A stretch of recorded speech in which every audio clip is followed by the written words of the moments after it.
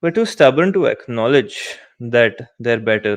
NA में tense भी time pass करता है, यूरोप में डर के भी टाइम पास करता है, पर तुम डर के और टेंस के लेवल पे नहीं हो. This is something I feel like if I start talking about scrims, right, I'll sound like a broken record, right? If I don't step up, I'll not have a career to look forward to. We don't see that a lot, not just in South Asia, but also across the world. And people are not going to like hearing this, and they're probably going to listen to this and say, he doesn't know what he's talking about. South Asia in the last 3 years has probably shown some of the highest injections of passion when it came to Valorant. Whilst we've had rather good success at mobile esports in our region and internationally, PC hasn't been up to the mark. When Valorant came along, most of us excitedly assumed that yes, this is going to be something our region will compete better in. But alas,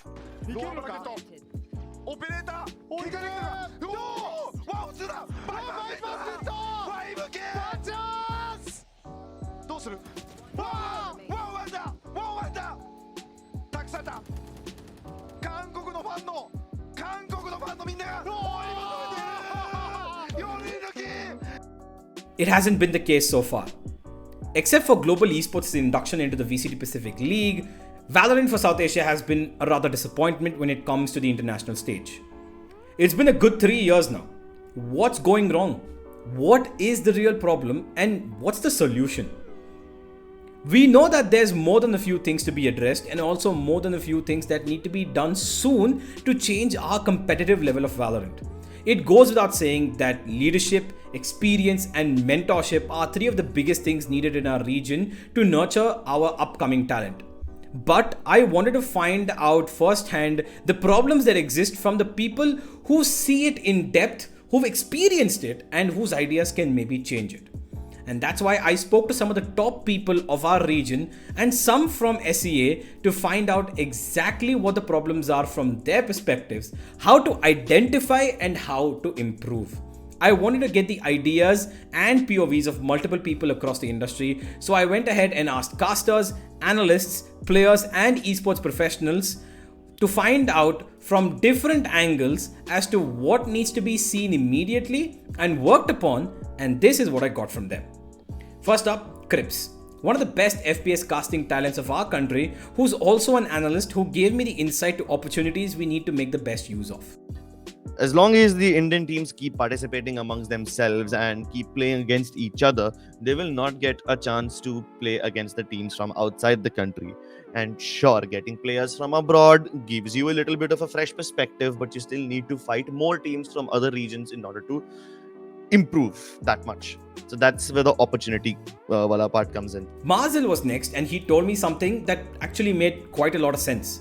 The thinking and mentality difference in being able to take criticism, according to him, and the improvement parameter thinking is something we really need to look at. We're too stubborn to acknowledge that they're better. If you ask a lot of players, is SA better or SEA better, most of them take it on their ego, like, how can you say that? No, we're not. We will destroy them, we will play well, we will win. But the reality is we're not, and we have a long way to go to do that. Which is why I think doing things such as your aim training, using your aim trainers, which I don't think any other like professional players in India do, but you can see a lot of them in North America, in EU, they all do that. Even if it's just providing you that little 1% of an advantage because you have better mouse control. Our thinking is it's just 1%. Their thinking is 1%. That's the stark difference. Like, they're happy with 1% increase also if they get that increase, that sure shot improvement. Whereas we think of how to get a shorter way, a shortcut. How can we get 5% and 10%? And I think that is from our culture also, that we always try to find the more optimal solution. That's why we're better engineers, and we have a lot of engineers in our country. It's just my belief. This is just my opinion. Marzil also talks about how the scrim culture in our region works, where rather than to perfect a certain strat or improve or fix a problem in that scrim, it becomes more about winning it. So when we play against other teams in scrims or when we play in scrims, okay, in practice or in scrims, we don't really see what it's not always going to be exactly what the enemy is going to do during the official also, because not everybody tries to play the scrims to win. They are probably just trying to figure out how to fix this and how to fix that and how to have some sort of errors fixed, whereas we tend to deviate from that and try to win scrims. It's been a case in all the teams I've played in that their focus is a little bit lost during the phase of playing, where we are trying something first and then there is a little bit of frustration that kicks in when stuff isn't working, and instead of thinking about, okay, let's solve this, let's try to fix this, it goes into how do we win this round now, or how should we win this round, and then we celebrate even if the strat is failed, and let's say we win the round because of some heroics. We don't chalk that down as the strat was bad. It's just like it's absent, it goes missing in when we watch our replays or when you watch what we have to do. For a lot of cases that does happen. It does help when you have a coach or somebody else who's able to stand behind you and then observe and then notice what's going wrong and guide you in the right direction. Mamba too joined in the scrim conversation as he mentioned how many times he's heard about teams talking about scrims and how different it is in reality. This is something I feel like if I start talking about scrims, right, I'll sound like a broken record, right? Every single title that I've ever cast, be it Counter-Strike, Valorant, Free Fire, PUBG, BGMI, whatever it is, right? I've heard this scrim conversation for such a long time, and I always just laugh and giggle whenever any player or any team tells me, oh, we won against them in a scrim. But scrims are grounds for practice. You don't know what they were trying to do. Maybe they were trying to do the same thing in an MR30 or MR24, right? You're playing every single round and they're trying to do something that they're working on.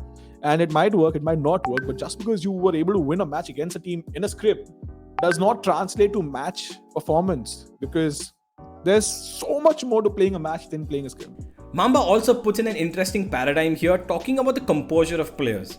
How they might have practiced a lot, they might have practiced different things, but in an official game, in the moment, composure is the key to winning it all. But the biggest problem I've seen with the players I've understood, or the players that I've seen, is that they have a massive problem with composure. They lose a couple of rounds and then they want to step up. Then this is something I call the superstar syndrome. Everybody wants to be that frag, like, oh, you know what? Fuck it, I don't care. My team's not performing. I'm going to go out there and get the frags. But the problem is, if you are playing a role where you're not supposed to get the frags, I mean, sure, it's a tactical FPS, it's a first-person shooter, but Valorant specifically is a game where every single player has a defined role. It's not Counter-Strike where everybody has the same utility, everybody has the exact same thing to work with. If you're a smoker, you need to make sure you stay alive to play the smoke. We saw Ascension. I still remember there was a round where RVK had a sheriff and we were speaking C-Long on Haven. Now, RVK is a great player. I've known him for a while. He's a very good friend of mine. But you remove the names, right? I have a question about that play. If you have a sheriff and you know for a fact the other team has a buy round, and you might be the best sheriff player in the world, but you know how Valorant works. You know what the first shot accuracy is like. I don't think as an Astra, if I'm not mistaken, he was playing Astra, he was playing a smoker. I don't think you should be the person holding that angle off, because if you die, your smokes are gone. My problem is that. I also had the good fortune of talking to Hellranger for this, and he gave me a very unique and different perspective to what most of the others said regarding this being your job and treating it as one. The level of competition is low because the player pool is smaller. So अगर ज़्यादा लोग compete नहीं कर रहे हैं, right? That means the same players keep getting opportunities over and over again, and because they are getting their opportunities even after being mediocre or not working hard, it is easier for them to slack off and not worry about what is happening, or कि भाई मेरा slot जा सकता है team से, या if I don't step up I'll not have a career to look forward to, right? So that is one of the reasons on the player side. The second reason is people don't treat it like a job. Like लोगों को लगता है हाँ game खेल रहे हैं, fun होना चाहिए, मजा आना चाहिए, वो भी है, but at the end of the day this is your job as well, and your goal should be to improve, to become the best in the world, not just to, let's say, when we started off, our goal was not like हाँ बस VLT को हराना बाकी देख लेंगे. Whereas majority of the people are like हाँ India में जीत जाते बाकी बाद में देख लेंगे. You need to build your game to a level where you can beat anyone, and वो goal होना चाहिए. He also mentioned some of the things that need to be addressed on an organizational level, which ties up to keeping the players in check and not playing just for short-term results. When I talk about organizations, right, which was the second spectrum, it is as if most of the orgs in India hire players and expect them to win on day one. कि हाँ मैंने तो भाई ये players ले लिए, अब बस ये जीत जाने चाहिए. ऐसा नहीं काम करता. Like जब हम लोग जी में आए थे, मेरा पहला स्टेटमेंट यही था कि भाई 3 महीने तो नहीं जीतने वाले हो. प्लेयर्स को अगर नहीं तैयार हो ये चीज के लिए, then you can leave now. Like no point wasting your time or my time. Majority of the orgs अभी भी मैं देख रहा हूँ, right? Like people take teams 2 weeks before the events, drop them instantly after the event is over. There's no long-term vision with any org in that sense. So I understand it's a very expensive thing to do. It's a very money-burning exercise maybe, but at the end of the day, if you want that slot, then you also need to look for the long term and not just short term plays. So organizational side se bhi, I think those are some of the issues which crop up, and accountability bhi honi chahiye, I feel, from the org, not in terms of results ki accountability nahi bol raha, but to make sure that the effort is being put in, right, and that players are working hard. There needs to be a system in place which I feel right now is not existent. He also talked about how some players lack a bit of seriousness due to all this, and they don't play as competitively as they should be, and their mentality starts lacking. Another factor in is the lack of seriousness when it comes to practice, when it comes to doing anything, right? I am a very competitive person. मैं पक खेलता हूँ तो मैं वो भी competitively खेलता हूँ, right? Sadly, we come from a region where players don't know enough about the game. तो जब वो बोलते हैं कि अरे मैं पक टाइम पास करने के लिए खेलता हूँ, क्योंकि NA में टेंस भी टाइम पास करता है, यूरोप में डर्क भी टाइम पास करता है, पर तुम डर्क और टेंस के लेवल पे नहीं हो, right? Your game sense is not at that level where you can just roam around. You need to play to learn, is what I feel, right? Marzil also mentioned how we are lacking some good leaders and mentors, which might be the biggest issue because we need to learn more and more. We've never had mentors in the past. Other countries, other regions have always had some amount of mentorship. The coaches for the best Counter-Strike teams, the best Valorant teams, have all been ex-players. Most of them, 99% of them have been ex-pros. What have we had? We've not had anything of the sort. Very rarely have you see a player or somebody who's very, very good, who was very, very good at the game, at any game, any FPS game that he's playing, or any tactical game that he was playing, being a coach here. Now, if they're not able to at least do it themselves, you want to have those people coach or analyze or support the future generation. And for that, they need to be supported as well. They need to have enough of a backing to say, hey, you don't worry about your finances, you don't worry about your family or anything. Your money will come as long as you help, or as long as you help build this team. And that is what is required. We need to make sure that we don't lose the experienced players and they just don't retire and they just go away, which is what the path we're heading towards with all the organizations letting go of the players and everything that's happening. Slowly, everybody is starting to think, oh, maybe this doesn't have a future. Maybe there's no point in sticking here anymore. So you don't want that happening. You want the most experienced players to remain in the scene and continue to help the younger generation. Hellranger 2 felt the same, as he mentioned we lack role models and are in desperate need of a strong voice. I feel we need good role models, right? We need good role models who are there in abundance. कि हाँ नहीं guys, ये अपने को करना ही है, ये सीखना है. We need to watch these games. This is something we have to learn. This is something we are going to do, right? Rather than अगर मैं ऐसे टीम में जाता हूँ जहाँ पे कोई डेमो नहीं देखता और सिर्फ लोग पक्स खेल रहे हैं, एक जन कभी कभार डेमो देख लेता, तो I will also get as a younger player inclined कि हाँ अरे पग ही तो खेल रहे हैं, मैं भी पग खेल लेता हूँ. But that should not be the case. It should be an overall cohesive practice, right? You need to watch your games, you need to watch new games to learn, you need to do a lot of stuff, right? And have understanding of the game. So I think we need more role models in that sense. This gives us a pretty good perspective of how important the coaching and mentoring staff is for a team's success, and how we lack these experienced individuals in our region right now. These were some of the voices that I could capture from India. But what about the other regions?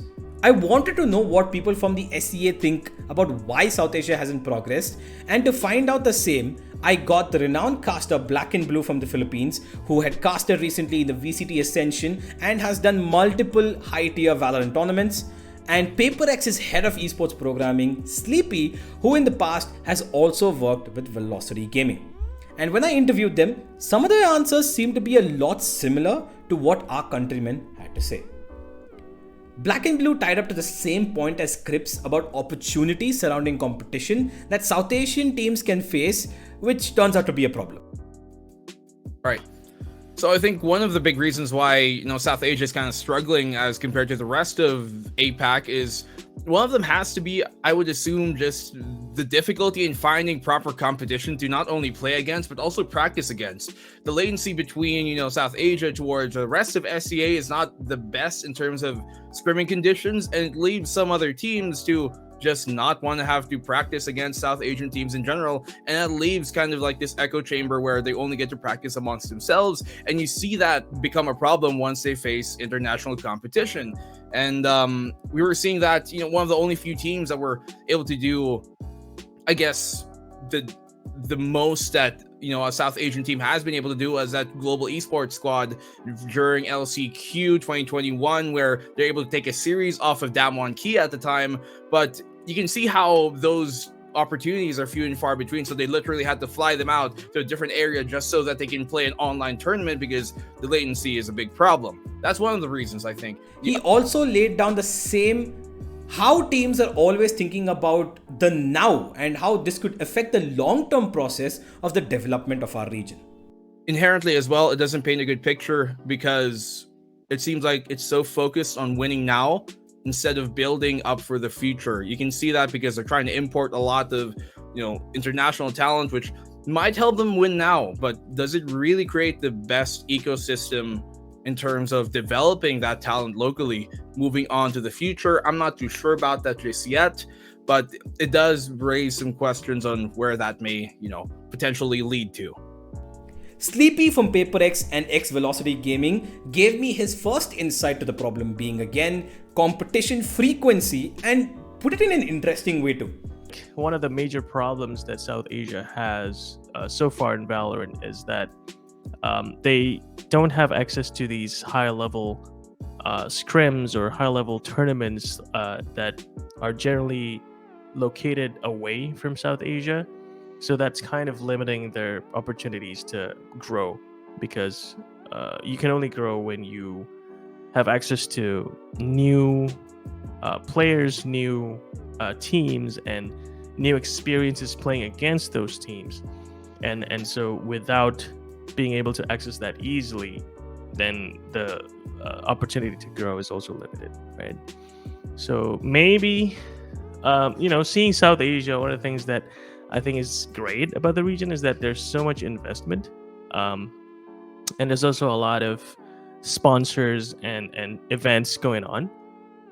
Maybe if the region cannot move outside, meaning the teams traveling to maybe Korea or Japan, I would go with maybe sending those teams in instead, right? Imagine like having some of the Korean or Japanese teams, or even Chinese teams, now that China is going up in Valorant, come over to India, and then give them some time to, I guess, quote unquote, teach South Asia how to play Valorant in their style, so that South Asia is more exposed to these newer ways to approach the game.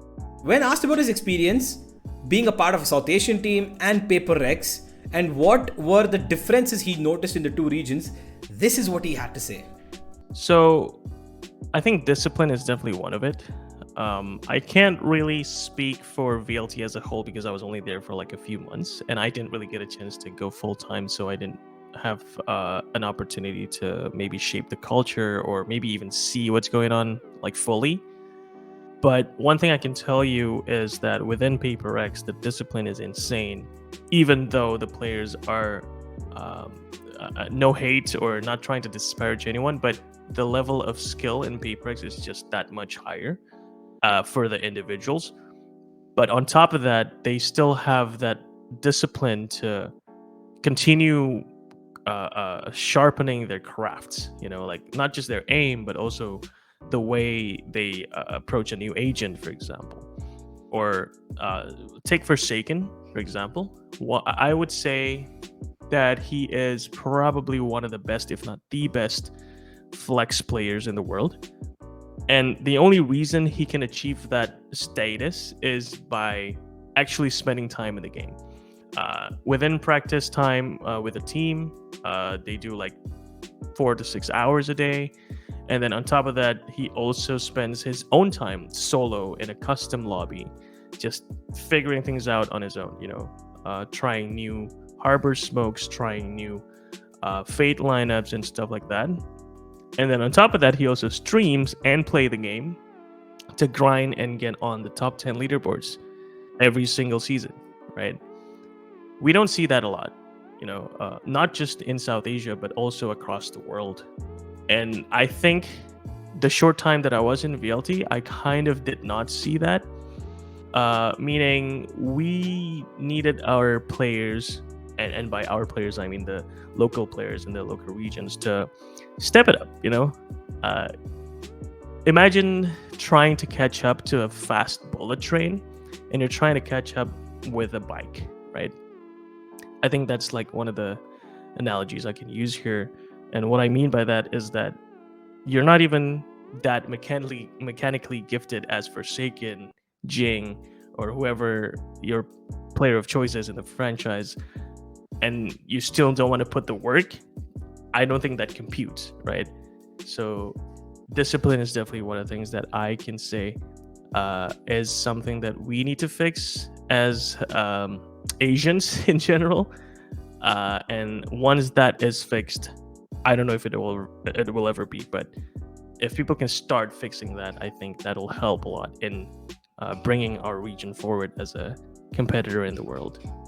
This is also something Marcel touched up, as he gives us a mention to Fnatic and how they're so incredibly successful even though they seem to be doing the same thing, and how this attaches onto our understanding of skill. For 10 maps that I watched of Fnatic on Lotus, I will tell you, they did the exact same thing every round. If they're trying to go C, it's the same method. If they're trying to go B, it's the same method. If they're trying to go A, it's the same method. The only changes that they would make is individually they would have a little bit of a micro correction. So the objective still remains the same. You look at the game as a whole and you'll be like, they're doing the same thing when they're going C. They're doing the same thing when they're going B. But what makes them so good, why are they so unreadable, is because individually they make these little decisions that all stack up with each other to form some amount of confusion with the enemy. Now, again, it comes down to how smart you are as an individual as well, which again ties back into the point where I talked about skill, which is what is lacking. It's the main thing that I see is lacking. And people are not going to like hearing this, and they're probably going to listen to this and say, he doesn't know what he's talking about. But it is true. And unfortunately, it is true. But there is a way we can get better. It's not just about training your aim. It's not just about watching 100 demos. It's not just about doing some one thing that will improve. It's about doing all of them in moderate amounts and then improving, and then having a benchmark to check whether or not, hey, are we actually improving or not? Black and Blue mentioned how although importing talents might be a double-edged sword, gaining imports in the form of coaching staff is probably the most important right now, which again ties up to what almost everyone previously has mentioned. The imports of players, I think, being one problem that I feel like might hurt South Asia as a whole in the late run. But that doesn't mean that importing is inherently bad, because I do think one thing that South Asia can really benefit from is gaining talent from other regions in terms of coaching staff, in terms of, the coaches who are in the game. An IGL maybe, but for the most part, I want to see South Asia develop, their local players and talent instead, and then take from the international scene in terms of the coaching staff, the analysts. That's where they benefit the most. And we're starting to see a bit of that, like Pro, he's come on in right on that R&T squad. I think those type of things can help if they're put into a more, managerial or coaching staff role, because that's where they can really learn from, I think, in terms of the international scene being added into South Asia. He also mentions composure being a flag to be addressed, like Mamba mentioned earlier, where these players lose practically unlosable rounds. Composure, I think, is one big thing. That's something we have talked about even during the cast sometimes, where you can see when it comes into high pressure situations, sometimes these players, they don't really make the best decisions. And we saw that from Orangutan a few times on over when they're playing in their group stages there and towards group Omega, and some of their matches where it would be a total winnable situation, 3v2, even 4v2 sometimes, and they let the ball slip because of, one, obviously the lack of experience, leading to them not having that composure, and two, just, I guess, not being able to be put in that situation, in the past. And it never, I don't think it's a question about aim at all or mechanics, because there's some really cracked players from South Asia, like RVK, all that, right, Raw Fuel, but it's not about the mechanics, because there's a lot of players who can really stand up to the test when it comes to, landing shots. It's just really about the decision making mid-round sometimes to close out the round that becomes a problem. So composure definitely is one of them in high pressure situations. Sleepy in the end gave his peace of mind as to how we can improve on more of an individual level and keep grinding. Cultivate a more positive attitude and a more social attitude. Like, try and get to duo with different kinds of people from around the region. Try to queue up with someone from the Philippines or Thailand or Malaysia or Indonesia or Singapore. Be friends and exchange knowledge that way, And I get it; it can be hard. Southeast Asia is kind of toxic, It's not the easiest thing to make friends online here in Southeast Asia. But if you have a vision of becoming one of the best in the world, you kind of have to go through those things. Otherwise, how dare you claim you want to be in the best in the world, but you don't even want to try all these like small things that can potentially improve your game. So don't let dreams be dreams, Black and Blue 2 gives his bit of how South Asia has hope and how proper teachers and coaches can lead our region to glory at some point in our future. It's a huge place. So there's dozens of players and lots of places that you can find this type of talent. Maybe not all of them get the same opportunities as the rest. That's a big thing coming from any third world country. I would know that too. But you can definitely count on there being a large enough sample size to find this talent. And there's some great mechanical talent. It really just comes down to who is teaching them the game and who is helping them learn the proper path towards the game. And as I said, taking the international talent as part of your coaching staff, analysts, managers, team managers, stuff like that, that is where things can really help, especially I think for them. And if you're an organization who's looking to do long-term things and be a long mainstay in South Asia for Valorant, I think those are the things that you have to focus on for the most part, because that is what will let longevity at least persevere here for Valorant in South Asia. While some of these are pretty solid straight up facts which are in your face, all of these points are true and no one can deny that. There are issues on every front of our ecosystem, which goes down from opportunity, player, organization, discipline to a lot more. And as a whole, it needs to change. Hopefully, we are heading in that direction in the next 5 to 10 years.